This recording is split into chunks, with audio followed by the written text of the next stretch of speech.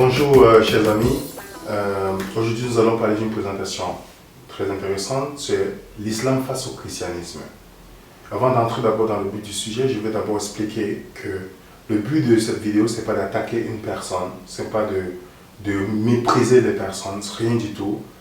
Déjà moi je viens d'une mère qui était musulmane et j'ai beaucoup d'amis musulmans que je respecte, avec qui on a une très bonne relation, on se parle très clairement sur des sujets. Donc, ne vous sentez pas offensés, mais juste questionnons-nous sur ce que nous croyons. Donc, la première question que je pose toujours lorsqu'on échange, c'est est-ce que ta religion est vraie parce que tu y crois ou tu crois parce que ta religion est vraie?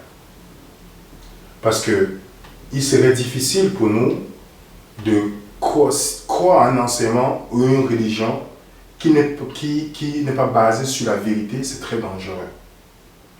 Et aussi, je sais que la plupart des personnes croient aujourd'hui à cause non pas à cause des preuves solides, mais basent leurs croyances sur les faits que je dis, par exemple, les préférences subjectives. Par exemple, l'imam, le prêtre, mon église est bonne, ou telle personne.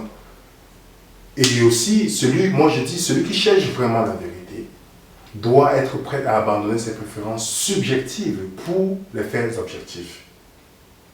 Et moi je crois que la vraie foi vient de la remise en question. Et moi, avant de devenir chrétien aujourd'hui, j'ai essayé d'aller dans la base neutre en disant, bon, je ne crois à rien du tout.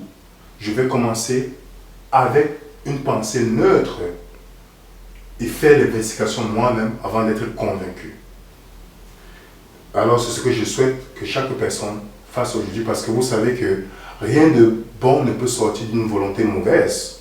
Parce que vouloir expliquer la vérité à quelqu'un qui ne l'aime pas, c'est lui donner davantage d'arguments pour mal la comprendre. Alors qu'est-ce que l'islam? Est-ce que le christianisme et l'islam c'est pareil? Parfois dans les conversations qu'on peut tenir avec nos frères musulmans, ils vont dire on a le même Dieu. Ou non, l'islam est la vérité, le christianisme est l'erreur.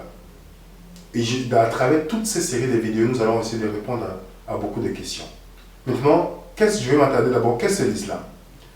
La théologie de l'islam est basée sur le résumé que Allah est le seul Dieu, Mohammed est son messager. Et islam veut dire soumission. Soumission. Et dans l'islam, nous avons les 5 piliers, par exemple, qu'il y a la shahada, dont je citais tout à l'heure, il y a le jeûne, il y a la dîme, c'est-à-dire donner faire le monde aux pauvres, il y a le pèlerinage à la Mecque.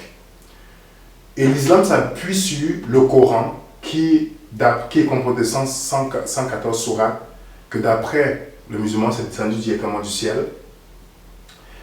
Et ils prennent aussi en considération le livre, les hadiths, comme le hadith Sahih el-Bukhari qui est le plus répandu et le plus utilisé.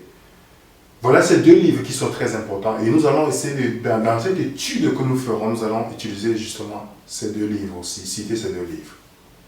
Maintenant, le point que je vais donner, qu'est-ce que le Coran dit d'abord de son authenticité? Qu'est-ce que le Coran dit de lui-même? J'ai pris quelques sourates, par exemple le sourate 16, verset 89, qui dit « Le jour où, dans chaque communauté, nous susciterons parmi eux-mêmes un témoin contre eux. Nous t'emmènerons comme témoin contre ceux-ci. Nous avons fait descendre sur toi le livre comme un exposé explicite de toutes choses, ainsi qu'un guide, une grâce, une bonne annonce aux musulmans. » Donc déjà cette sourate nous montre que le livre dans le Coran est un livre explicite et comme un guide et une bonne annonce. Dans le sourate 41, verset 3 nous dit un livre dont les versets sont détaillés. Un Coran arabe pour les gens qui savent. Donc les versets du Coran sont détaillés. Donc pour le musulman, le Coran, on n'a pas besoin d'une explication à côté. Donc tout est clair. On va voir ensemble si c'est réellement clair. Et dans notre sourate, le sourate 4, verset 82 nous dit ne médite-t-il donc pas sur le Coran? S'il provenait d'un autre que Dieu, ils y trouveraient cette maintes contradictions. Donc si le Coran provient d'une autre personne que Dieu, on va trouver beaucoup de contradictions. C'est très intéressant, retenons cela.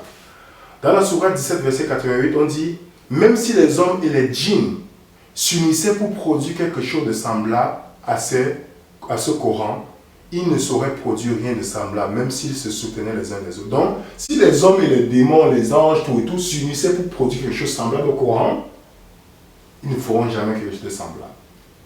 Et on verra ensemble, pour ceux qui ont déjà lu, si cela tient réellement. Alors, maintenant, que dit le Coran sur la Bible? Que dit le Coran sur la Bible? Par exemple, dans le Sourate 5, verset 47, on dit que ceux qui s'en tiennent à l'évangile jugent d'après son contenu. Dans le Sourate 10, verset 64 et 65, on dit les paroles de Dieu ne changent point.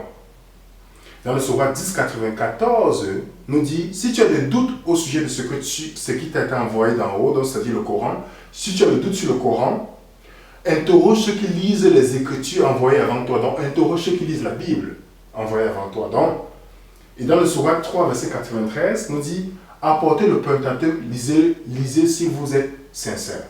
Nous voyons que déjà, le Coran ne dit pas de choses négatives au sujet de la Bible. Et dans le Sourate 3, verset 4 à 3, nous dit il a fait descendre sur toi le livre avec la vérité, confirmant les livres descendus avant lui. Il fit descendre la Torah et l'Évangile auparavant en tant que guide pour les gens. Donc, on voit clairement que le Coran parle de la Bible comme une vérité, comme un guide, donc que c'est inspiré de qui? De Dieu.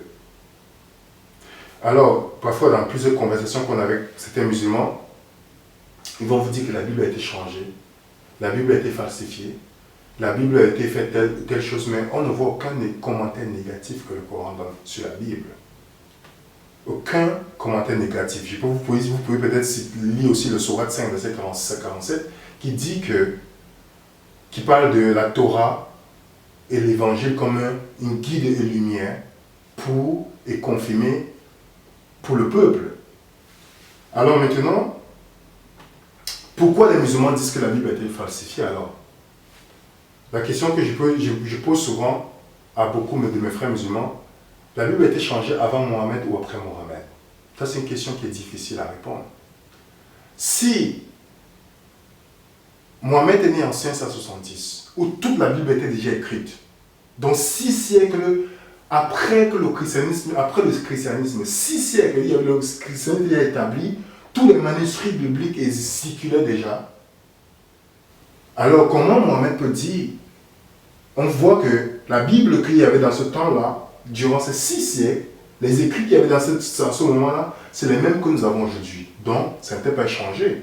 Vous pouvez vérifier avec les manuscrits de la même ordre qui sont exposés à Jérusalem et tous les faits qui sont confirmés, les faits historiques qui sont confirmés avec la Bible.